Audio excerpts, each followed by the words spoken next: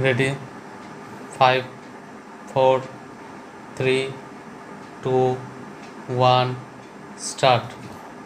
Mr. Deputy Speaker, sir, I support this budget and also I would like to congratulate the Honorable Prime Minister for presenting an unique budget in which attention has been paid to every section of society.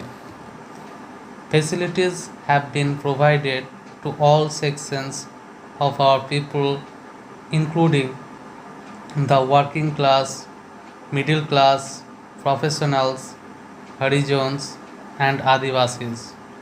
The Honorable Prime Minister, by his budget, has made an auspicious start in giving a new direction to the country, which had its origin in Gandhiji slogan for free India and which started in the rural areas and which was implemented by late Pandit Jawaharlal Nehru and got further encouragement by late Srimati Indira Gandhi in her new economic program. That is why the Honorable Prime Minister began his budget speech by stating that our chief aim is to eliminate poverty and to build a beautiful, modern, progressive, and stable economy. I heartily congratulate him on behalf of my countrymen and myself.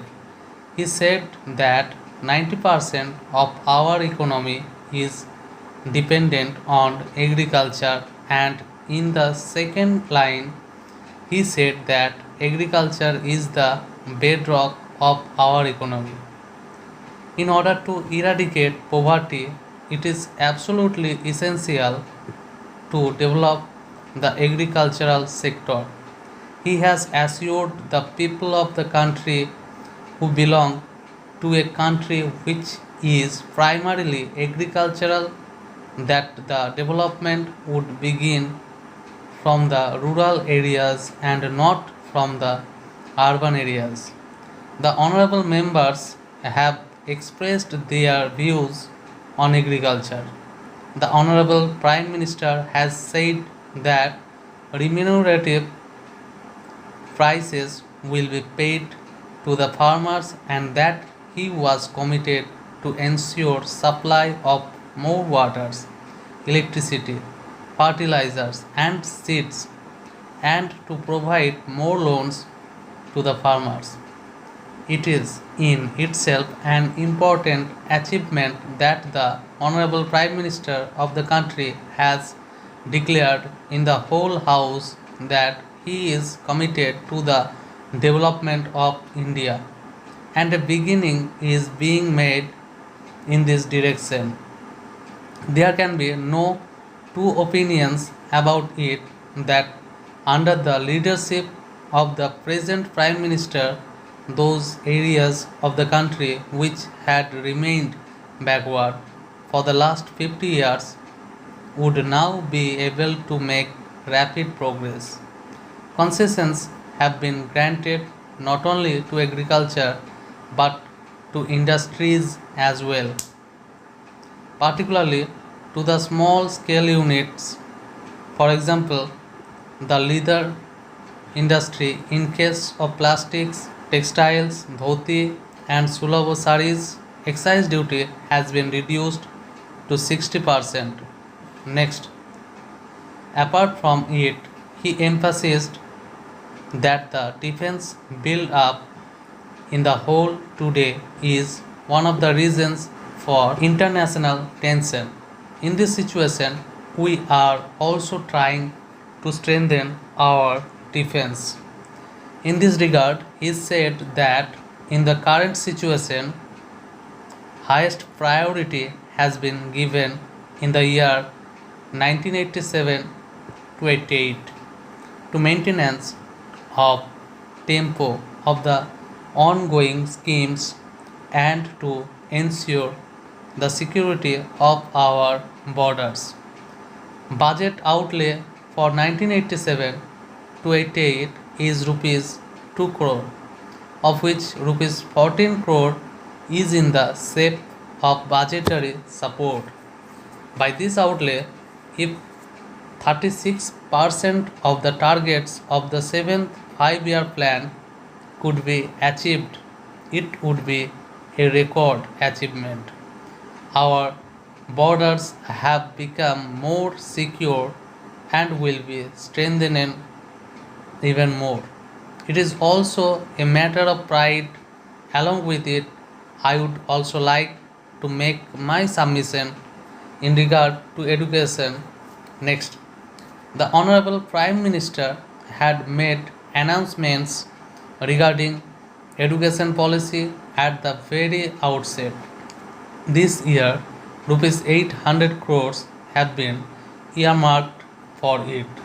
Now, through the new education policy, we would be able to provide quality education to those children who, for some reasons, are not able to go to towns for higher education.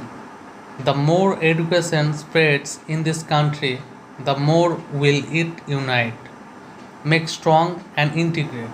Until we inculcate spirit of nationalism in our children, our country cannot make progress.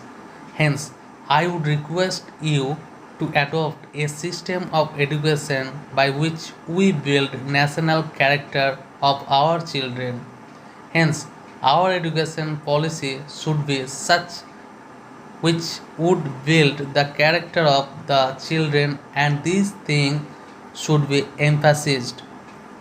Today, we see that the state of our primary education in the rural area is very miserable. The buildings of the primary schools have fallen to the ground, and the children study under the shade of trees. The schools remain closed during the rains and the winter season, and in most of the schools, the teachers do not even attend schools regularly. When I went to my constituency during the elections, a little child asked me a question in a very simple language, which though would make one laugh if taken lightly, but the depth of it can be gauged only after listening carefully to what he has said. You can easily infer from it that even a little child knows that the teachers do not attend schools.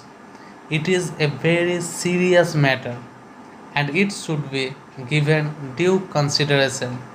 Such laws should be framed so that there could be maximum spread of education in the rural areas.